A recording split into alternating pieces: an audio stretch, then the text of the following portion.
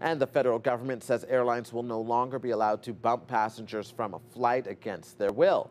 We have all heard recent news reports about shoddy treatment of air passengers.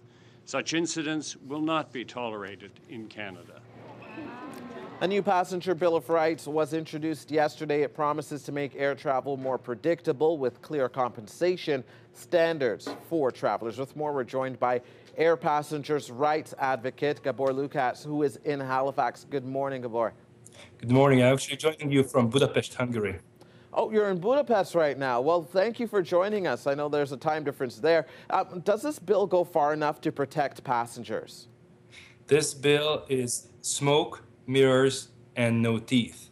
Unfortunately, the government is deceiving the public. There are no provisions in the actual bill, which I've personally read, that would prevent airlines from bumping passengers.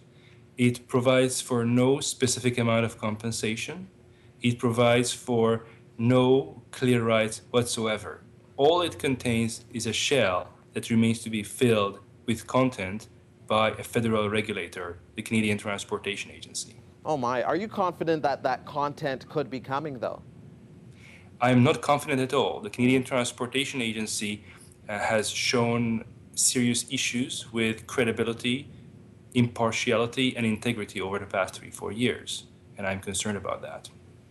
So what needs to happen? Because you have suggested that the Canadian Transportation Agency is too cozy with the airline industry. Does there need to be a third party involved here for oversight? What do you suggest? I think the Canadian Transportation Agency should be disbanded, dismantled in its present form because of regulatory capture, and a whole independent new body should be in charge of enforcing our rights, and there should be a far clearer enforcement mechanism. Bill C-49 does not provide any enforcement mechanism other than what already has been in place and failed to work.